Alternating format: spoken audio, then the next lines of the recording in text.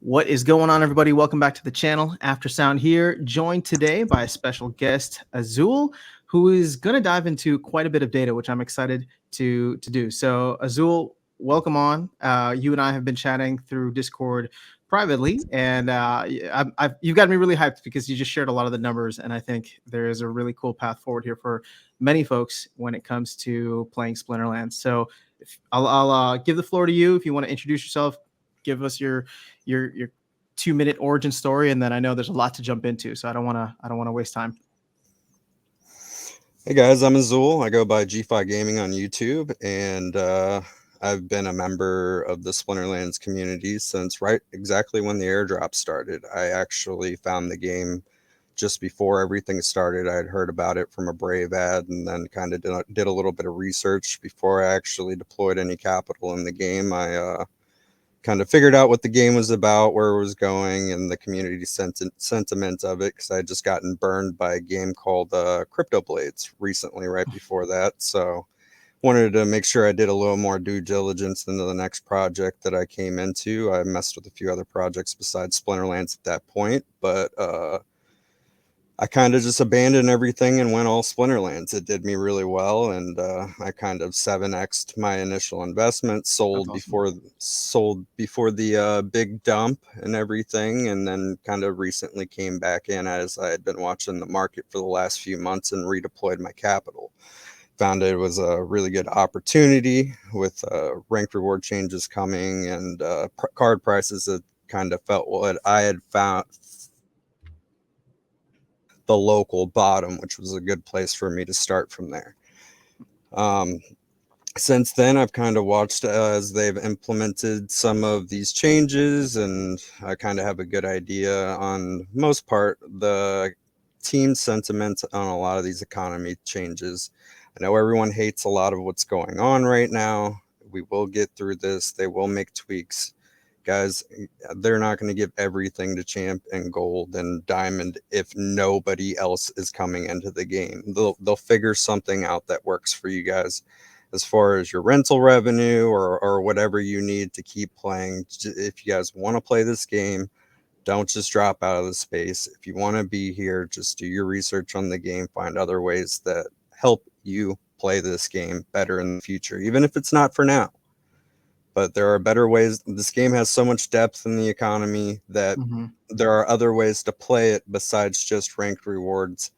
And from a dollar standpoint, technically, there are more profitable ways to play this game than ranked rewards. I would say rank rewards is probably the least profitable way, but it is the most fun if you're actually looking to play the Yes, game. But absolutely. yeah. I used to play Magic the Gathering and all that stuff. This is my jam. Mm-hmm. Cool, man. Well, let's dive in. Do you want me to go ahead and share what you had sent me and start from there, or did you have other kind of line I items you want to go actually through first?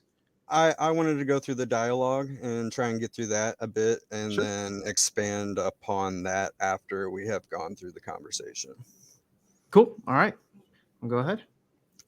All right, so basically, when I reached out to you after Sound, we had just had some controversial topics about recent changes, and everyone's concerned about, which direction is DC price going, which direction is the gameplay mechanics and all that going. Mm-hmm.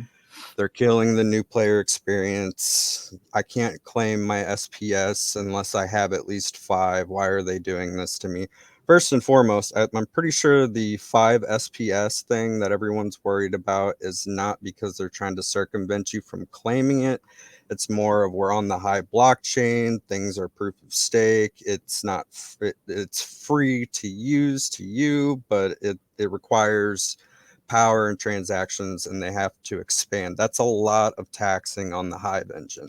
It works great for what we do, but we have Mm-hmm. 3-second blocks, so we'll never have a shooter on Hive in this form until Mm-hmm. they can do more about that. You guys are just going to have to bear with them. If you don't like that, you're locked out of your ranked rewards and all that stuff, and you have to have 5 to claim. Well, right now might not be the time for you to be playing.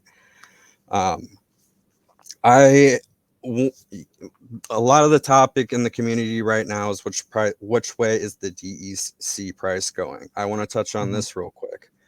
Um, I don't know if it's going to go up or down here in the near future, the historical crypto markets usually don't bottom until September. I wouldn't count on anything any which way or whatever.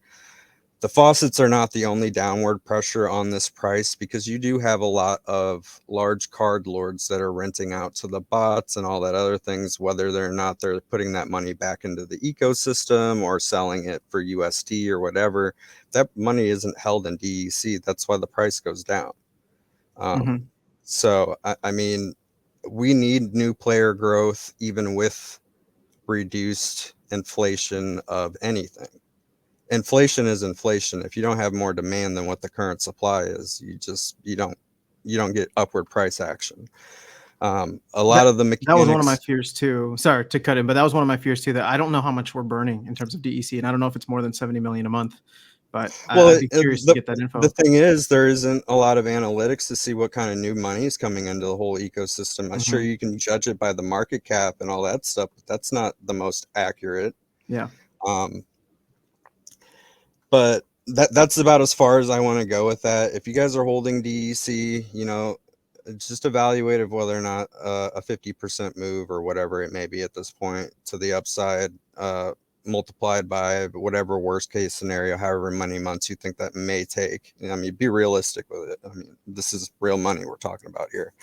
Mhm. You may have better potential and some other asset that you haven't even thought of yet, or within this game or whatever. I would like to see as many people stay in this game and learn it and how to play with the game the best of their ability. But that's about all I'm going to say on that.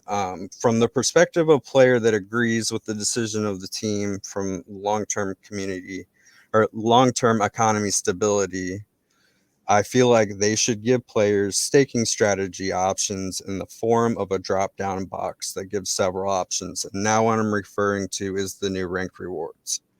So instead of you're forced to stake 100% of everything that you can claim now, give Mhm. them different options that they can clearly read and understand, that will give more benefits to those that choose to use it in its current form.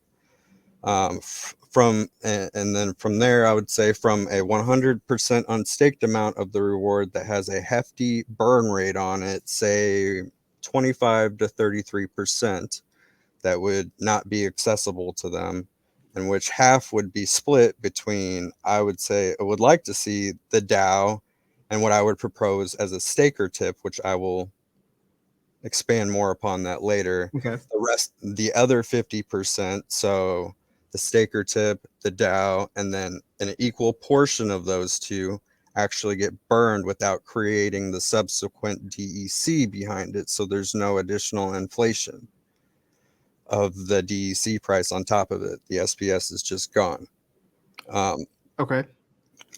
from from the game without creating DEC into supply, another option to give 50% liquid, which has a less drastic burn rate because you're claiming 50% less, but Mhm. same as before with the option of 25% liquid with the same previous staking structure or staking tip structure mentioned before. And maybe another option with a less dramatic, like 25% of whatever you've earned and a less burn rate. And then the optimal option is what we currently have in its form, where whatever you access is 100% staked, but with the added bonus of what everyone else has claimed early, you get a portion of that burn as a tip for holding. Um, Okay, so you're rewarded then for staking, additionally to the staking rewards. Yes. So for Okay. those of you who can hold and don't need the immediate rental revenue, you're actually rewarded and incentivized to hold more. Got it. Okay. Um, what I'm thinking, well, okay, so one of the common things that I've heard is if they're trying to emulate Hive, Hive auto defaults to 50% stake, 50% liquid. So you're trying to put in an additional, I guess, tax for having part of that be liquid, or at least for an option, right?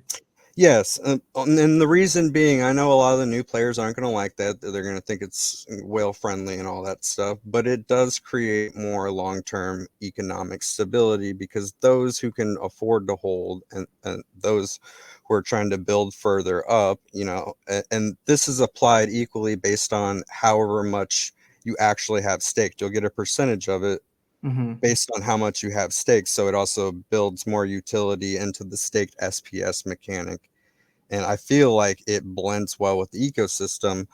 But unfortunately, as it stands, I don't know if these numbers are still accurate, but the most recent polls that I've looked into say between 60 and 70% of bronze and silver rewards are going to bots. I Yep. don't know. I don't know how that's, you know, raw math now with the SPS rewards and whether or not some have shut off between now and then. But we seem to be holding pretty close to what, like 200,000 active accounts right now. It doesn't seem like that number is really going down much, at least at this current point. I was just looking at it. I mean, it seems like it's going up slowly, and I don't know that we're getting new players. So I wonder if there is. I wonder if there is math being done that's justifying bots coming online, more bots coming back online. Well, I've kind of did like raw math based on my first few days worth of earned rewards, which probably isn't a good indicator. And from what I've seen, if you can fund an account for 2 weeks and juggle the staking things, you're better off than you ever were before. Hmm. But funding 10,000 accounts like that requires a lot more capital than a handful. True, true. It has become significantly more expensive for bots, but I wonder if with the SPS rewards essentially like 7x in the amount that's being paid out, with again a large portion of that going towards bots, if that has made the economics make more sense for bot owners. Well, here's the flip side of that. That kind of touches back on the DEC downward pressure. A lot of the big bot owners are actually some of the whales in the game with the tens of millions of DEC. So they Hmm. may think that's worth putting their capital into, even though it's down from the airdrop. True, yeah, that's for sure. So, I mean, that could be a huge problem. Somebody with the actual capital to deploy it deploys 10, 20,000 accounts and they take 60, 70, 80% of the lower rewards. And then that's going to force them to have to, since they are going to stay bot friendly, that's going to force them to nerf bronze and silver. Yes, well, and this is what you were alluding to before we hit record, that Mhm. you're kind of expecting a major nerf to come in to bronze and silver, and if you want to go over what you think like the ramifications that will be. Yeah, and even though I'm not actually a Mav in game, I do read Mav chat and I see things that Aggie says to them. So even though you don't have Mav titles, if you guys ever want to take a peek in there, there's some really good alpha that I don't think a lot of the newer players even think to read. Hmm. That's a good point. Um, so I mean, not to devalue the Mav title any less than what it's really worth. It's more of a flex in the game, but obviously you aren't going to be able to reply to any of that, but let's go ahead and move on because we do have a lot to cover, and Sure. if we can maybe expand upon some of that in the comments later. Yeah. Um, let's see. Bonuses, staking pit. All right. Option with the current version of how things are currently working with added bonuses, staking tips from all the claiming early. This would feed funds to those who could currently hold and stake and allow them to grow their portion even more. The tip you would get applied amongst all players with staked SPS based on how much you have staked compared to everyone else, essentially how dividend shares work, further promoting staking while allowing players liquid funds to rent, but also giving upward pressure on the token itself through burning and short-term locking away some to the DAO. In the scenario, the more players get, the more the DAO gets, an equal portion of these tokens are burned, which is fine tuned just right, which if fine tuned just right may help keep the token price more stable even with regular sells of token for DEC or whatever it's used for. players that see the system Players that see the system that puts in place is forcing people to invest to earn that should very much be the model for this game if we want nice things in the long run. People have to come to terms with pending regulation. This game could very much find uh I'm sorry. Like I You're good. said, I wrote a lot of this really late at night. So people have to come to terms with essentially how they're proposing the economy. And if they don't like it, you can always just buy enough SPS to outvote everyone else. That's really the way this works. Hmm. Complaining and all that stuff does like you've said in the past, depending on how your complaints are and whether or not they're valid, how you present them matters a lot, because they tend to fall on deaf ears when it sounds like an attack. Who's going to entertain basically being insulted, even if you do have a valid point? Like, Yeah. we got to be respectful of people. You may have been burned by the game or whatever. They're not personally coming after you. There are bigger things at play. This is a very big economy. We're only like $100 million market cap right now. Not We're even, right?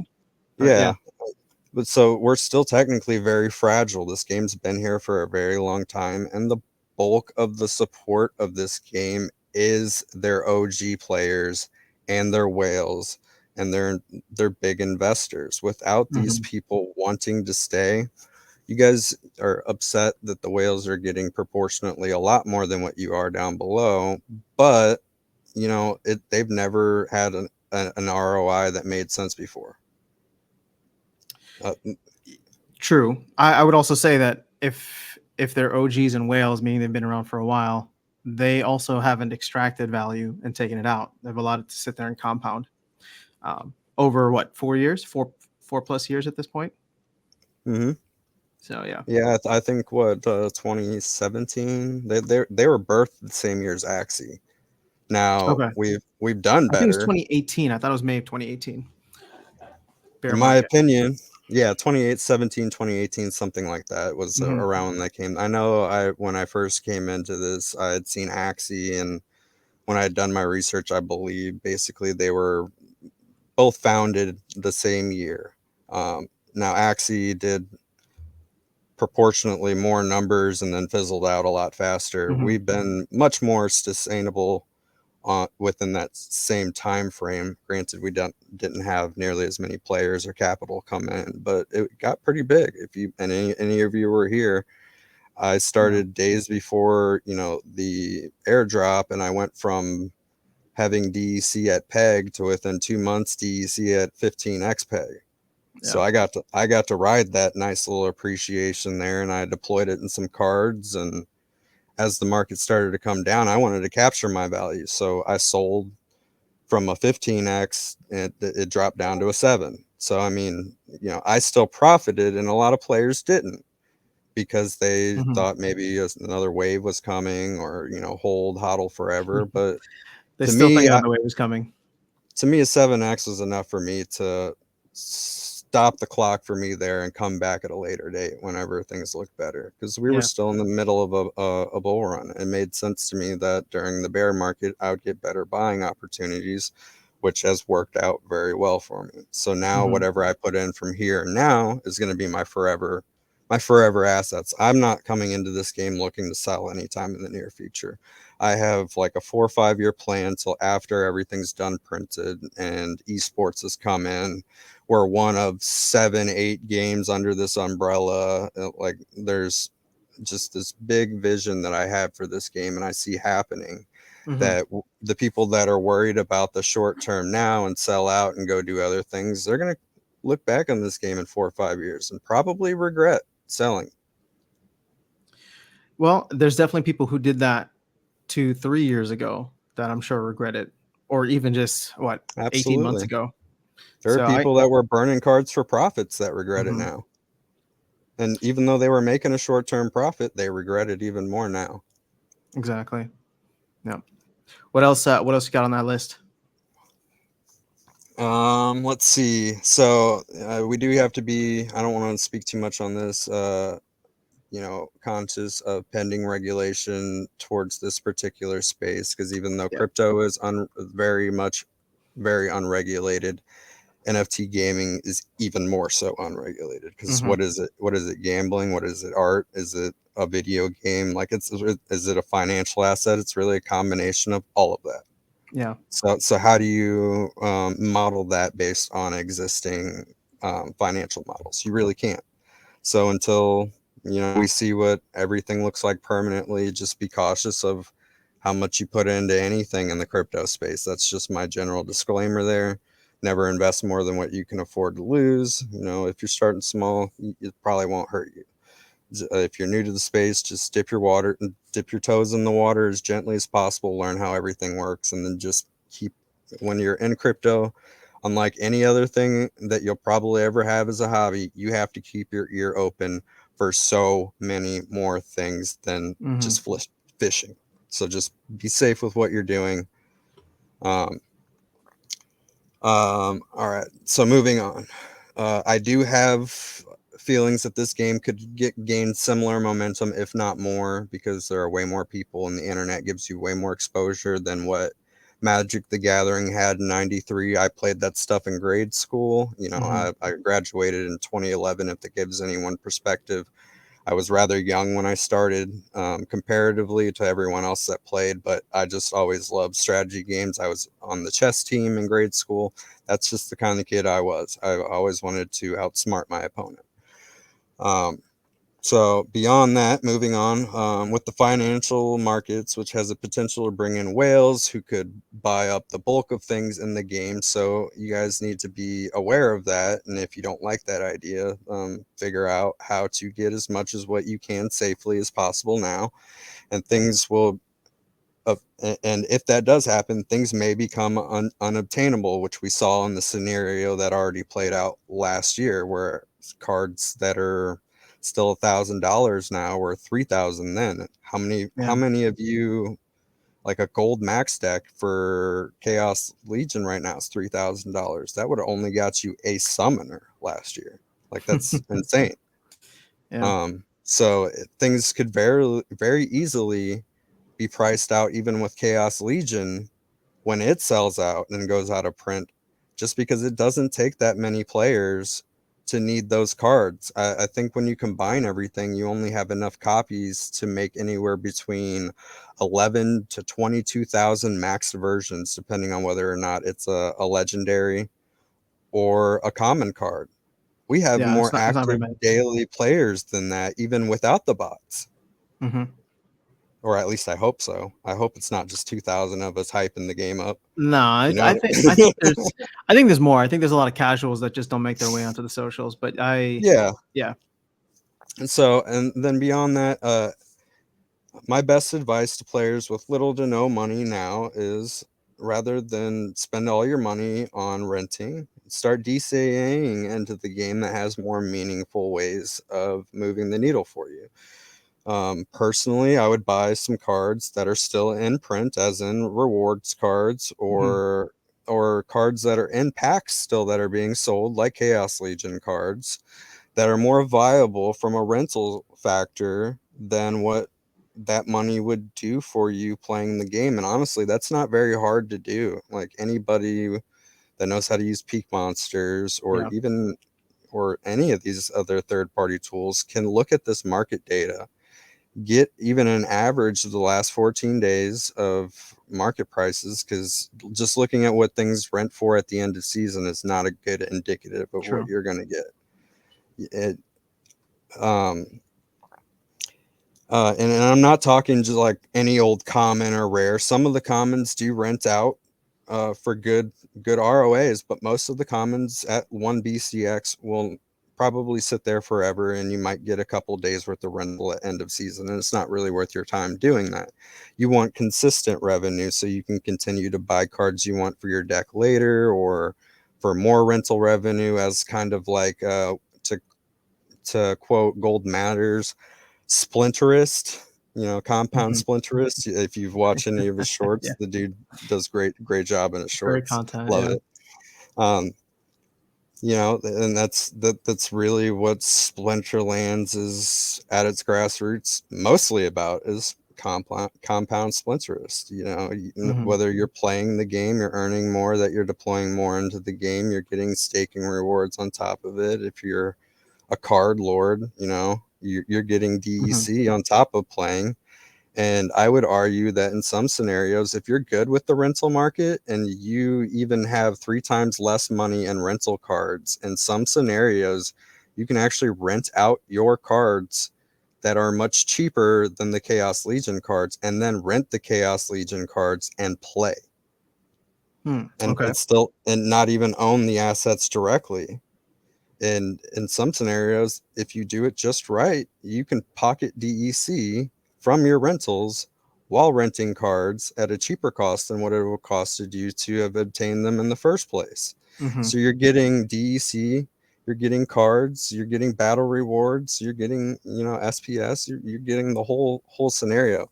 So I would argue that, maybe just right out buying your cards isn't always the best scenario for everyone. Now, I would also say on the flip side of that, if you have over probably $500 to actually deploy into this game, you can get a 1BCX deck and play Silver 1 and maintain a 2000 rating.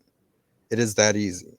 I've done it for multiple seasons back to back to back. I don't use a bot. I play manually because the bots can't do what I can do. Hmm. Everyone says bronze is hard, but I use 1BCX cards and I maintain 65-70% win rate in silver. The bots are beatable. That is for sure. You just got to know the game. Like, Yeah. and since these bots are all on the blockchain, you can look at their teams and see, since there's no real complexity between silver and bronze, a 1BCX card can beat max silver cards back to back to back if you just pick a perfect team. Pick the They right. only Yeah. have one, yeah, like they only have one extra ability or a little bit extra stats in some scenarios. Now, I will say the step between silver 1 to even gold 2 is massively different, because Yeah. recently I just put enough capital into my deck to have a max silver deck. And since I was pretty much in leaderboards of silver, I thought, man, I'll try hitting that advance button. And that automatically put me at the top of gold too. I have the CP to cover all of it, so it's not, any barrier for me there. Hmm. Uh, and I'm holding where I'm at, but I'm not advancing, and I'm only getting like 5 chests a day now. That's not worth it to me because I was getting 12 in silver with Yeah. a lot less invested. So keep that in mind when you guys are building your decks and what you want to do. In my opinion, the way the rank rewards work, if you are not able to efficiently play in silver 1, gold 1, champ 1, or not, maybe not champ, champ's a whole nother ball game, diamond Yeah. 1, you really don't want to move up into the next rating. You want to take whatever you're earning and invest into better cards until you're at a point where you can actually play those things. Know Hmm. your limits, and if it's a skill-based thing, brush up on those skills you need to pass that barrier. If it's a financial thing, maybe change your strategy a little bit that's going to get you to that without spending more money out of your pocket. There's ways to get more assets in this game without actually going out and using dollars you've earned. You've got passive income apps that I've used that sell my internet, and I make about $5-10 a month from that. I have passive income apps that sell my data, which I'm comfortable with because I feel like I have nothing to hide. If you're not comfortable with that, that might not be something for you. And I make $5 to $7 a month extra from that. I use Brave. That's an extra $7 there. I recently got into another project that sent me this little device I connect into my internet, and it pays me another passive $10 a month, which goes straight into SPS for me. So that's SPS is where it's capital at. I'm taking right out that I'm not doing anything extra Hmm. to obtain, and it goes straight into this game, and it costs me nothing to get. Now, $25 gets you a lot more SPS than when it was at $1. If it ever goes back to $1, that nothing passive income app that I used generated me in instances hundreds of dollars a month. Hmm. So I'm more of a long-term thinking on a lot of these things. And these apps also, if you have friends that like Splinterlands, they have referral bonuses, so you'll earn more from getting more people under your umbrella, True. and that will help you get even more, and you can even share that with your friends or whatever. There are ways to more efficiently use your time without actually, spending more money. And that's really what Splinterlands is about. What's the most efficient way for me to play this game? I really want to play ranked, but right now in its current form, I can't afford it. So I still want to play. I need to play the market aspect of it. Hmm. So we only have about 17 minutes, so I'm going to continue to move on. Let's do it. Let's see, from a more viable rental factor, doing your research that have good utility, even as a 1 BCX. Also check Chaos Legion cards, ones you want the most of. Personally, you think other Hmm. players may need the most, and especially what the bots might need, because as long as the bots are here, for now, they're going to be one of the biggest spenders on rental revenue. Sure. Yeah. Um, so even though a lot of you guys really hate the bots, personally, my opinion's kind of neutral on it. They have benefits, they have cons. Even though you guys hate the bots, but renting out your cards for a good ROI to them is one of my favorite ways of personally beating the bots. You're Hmm. making money off of their, things that you hate. Their work. Yeah. That's right now. That's the equivalent to SPS staking on players, is just making money off the bots. Yeah. Um, so the way the bot beat a bot, as they get larger, as they get larger in the terms of farm sizes, they'll need more cards, which, Hmm. can be more rental revenue or whatever. It just kind of depends on what the current meta at the time is, because the meta in this game shifts every so often. When they release a new summoner, a new set, new something, it's always going to be shifting, and modern is going to be even more vulnerable to that than wild. So you guys may see dips short term in your card values and all that as new summoners come in, because something else is the new meta in modern. So that's another in-depth mechanic you guys have to think about, is also front running. I'm a very big advocate in games and stocks and all that stuff of, when everyone's zigging, to zag.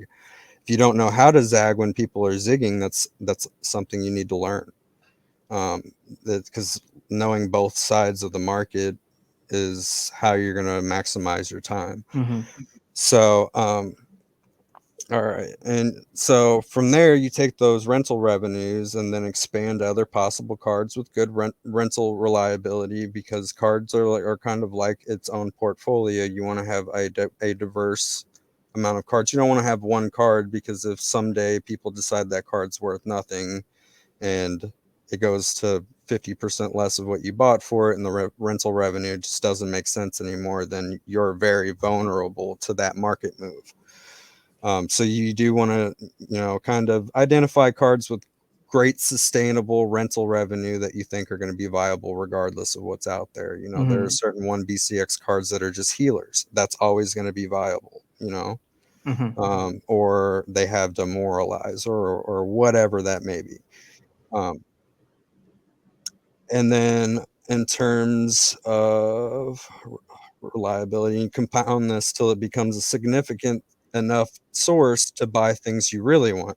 Ideally, you would use this method long enough till packs are sold out, as you DCA in over time, where you can not only where you until where you can't buy the cards anymore, and then maybe wait some time after that, possibly starting to sell some. You can keep some of those whenever they sell out, or whatever you choose to do. Just kind of have a strategy of what you're going to do and how long you're going to do this for. If it hits a certain amount, if you're willing to sell it for something else, or there's more in-depth strategies to just like buying cards, renting them out. You have to have a plan on what you're going to do at certain milestones, because if you just hold this stuff forever and everyone quits the game, then you've got nothing. So don't Hmm. be afraid to take profits or utilize it in ways that are going to mean things to you.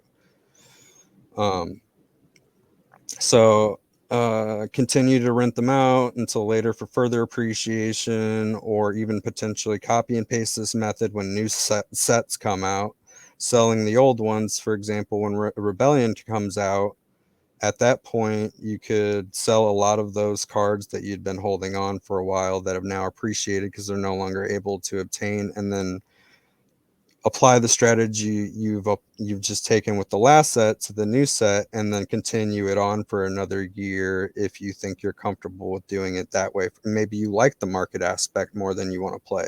You've Hmm. seen that you've seen that cards that you bought at 10 cents are now 50 cents. You 5x, plus you've already earned 100% of your money back from rental revenue.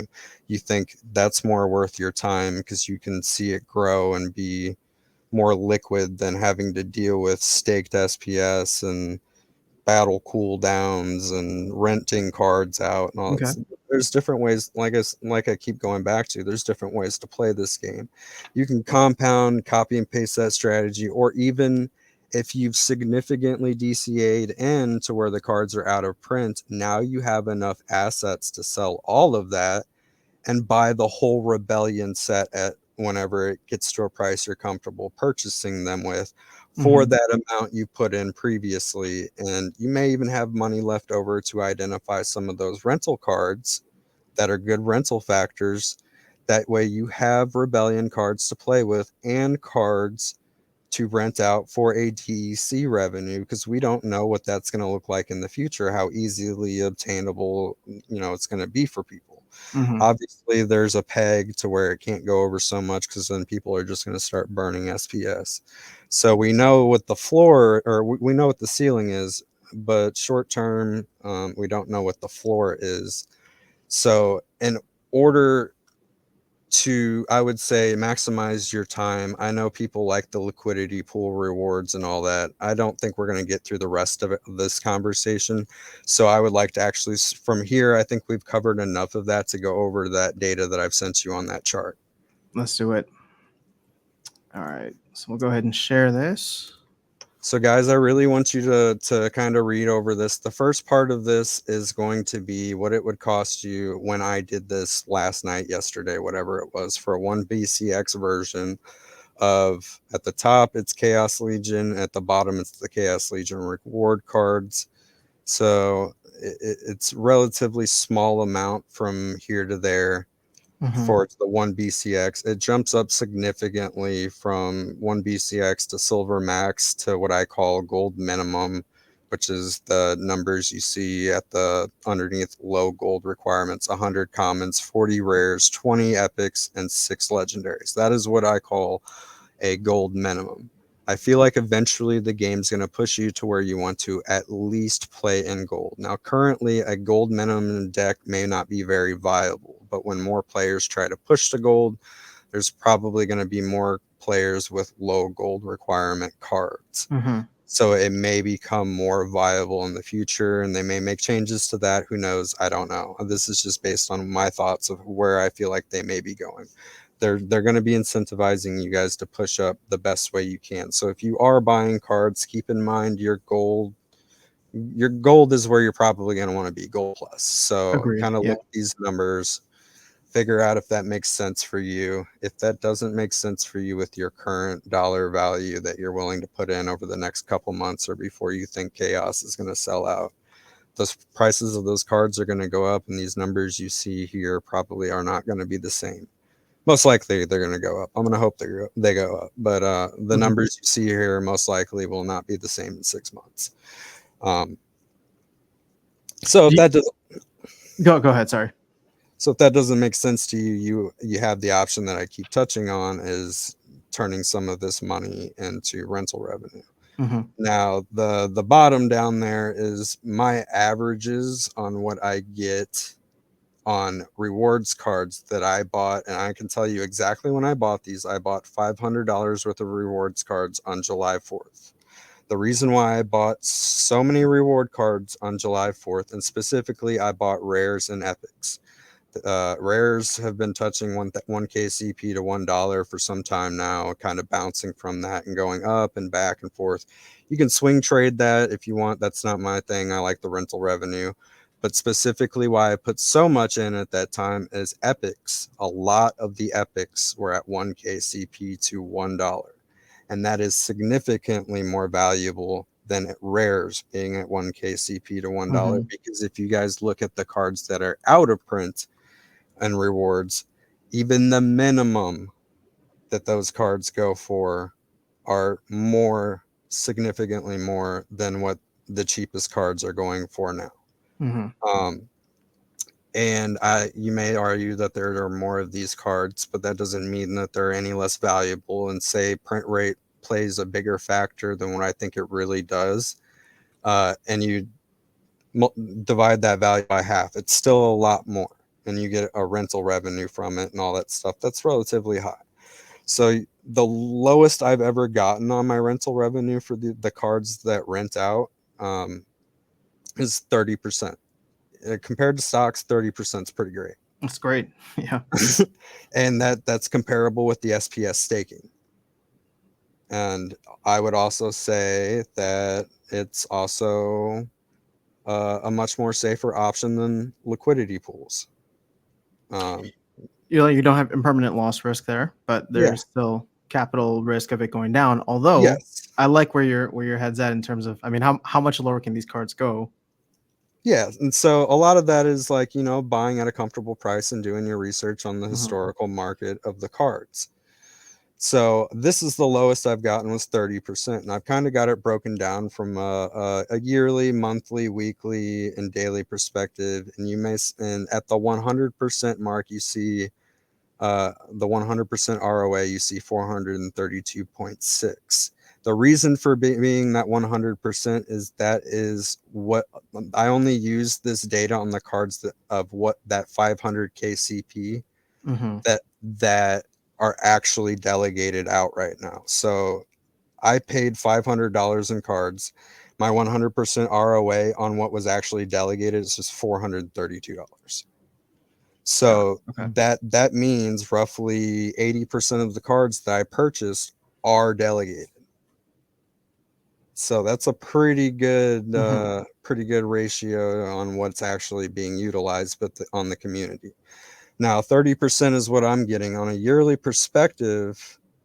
At 30%, say like towards the beginning of the season when cards are less valuable, that's still on a DEC. That's 197,000 DEC and 197,000 and a half DEC per year, or roughly $129 in revenue that could have been allocated however you see fit, whether you bought cards to play with or sold it out of the game or bought more rental cards. Yeah. That's just if you never do anything with that capital ever Got it. at these current prices. Now that's at current DEC prices, which when I did the math, I have it listed there on what DEC price currently was, how much it was for a dollar, all that kind of stuff. Now 50%, which I do mostly a lot of the times, just as much as that 50% or higher than as what it is below 50%. You're looking at 329,000 DEC, give or take some at Yep. Right current here. prices. And then from there, currently, when I actually did the video, how I used the high math, the cards that I currently had delegated out when I was doing this chart was my actual 87 or 86 point whatever percent ROA. Mhm. You can get significantly higher than that, short term, long term, whatever, depending on what you buy, how you utilize the strategy. I'm not going to teach you guys exactly how to fish, but I'm going to teach you guys you need to be fishing in the kind of basic tools that you need to be looking at to do these kind of things, like Splex. Whether or not you like Splex and what they do with the Archmage, they got great tools on there. Mhm. A lot of this stuff can be automated out. They could probably get you a higher ROA than what I manually do, even though you're paying a fee or whatever. I don't know. I haven't done the math on that. None of this also reflects how much hive you need to stake for this. It's a good Like, amount. Yeah. yeah. So, like, think about this. I bought $500 worth of cards at 1K 1K CP to $1. So that's 500,000 BC or the CP and BCXs. And you said these were all rewards cards that you went in on At the time, they at were the all time. rewards Okay. cards. Yeah. So that I've kind of expanded out to some of the Chaos Legion cards that I've seen some of them going up to like 800% ROA on some days. Yeah. So I know you say don't go chasing APRs, but some of that is okay when you have a diverse enough portfolio that you can divert a small amount of your assets to chasing Mhm. some of that. I don't recommend doing that really, but I'm a bit of a risky person to begin with Well, this strategy. here's the thing: if you have the appetite for it and you can chase APRs, it's not about getting in; it's about knowing when to get out. And I feel like Exactly. the best people who approach that, they're not in it because they see like, oh, my ROI can pay off in 30 days, 60 days, 90 days.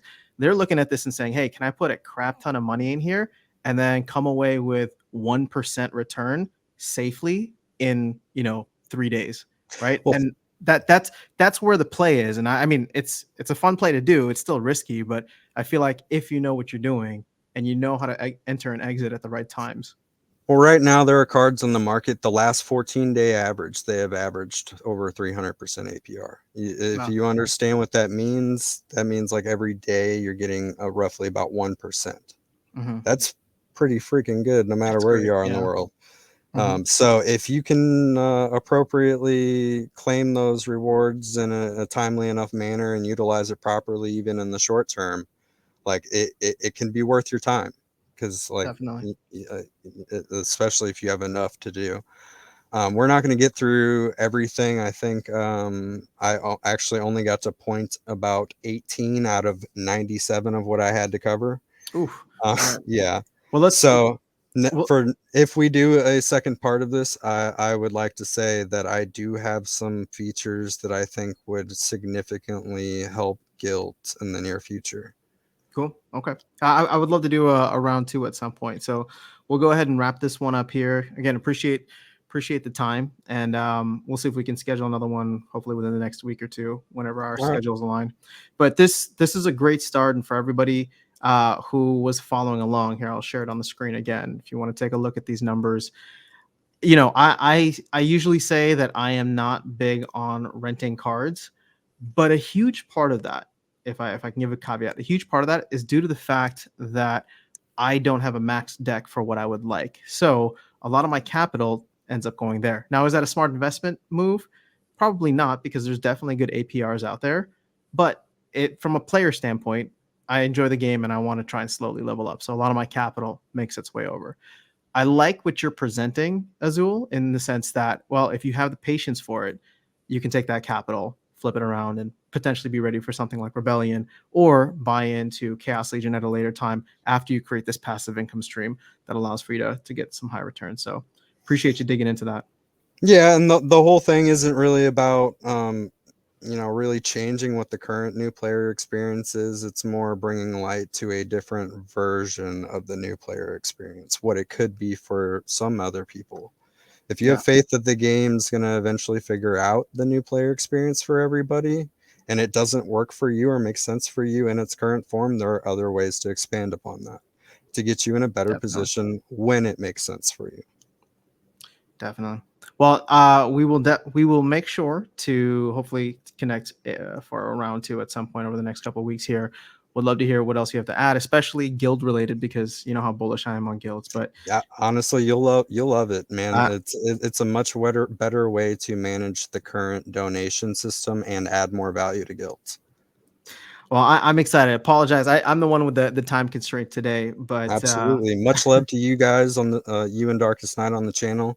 I very much value your guys' mostly neutral opinion. Sometimes it's bullish, sometimes it's bearish. mhm. I'm not going to pry you for any alpha or anything, but keep doing what you guys are doing. You're very entertaining. I watch almost every content creator that's semi mainstream or just making it out there. I try and indulge on basically the whole sentiment of the community Mhm. and just kind of figure out where this space is going. And you're one of my favorites.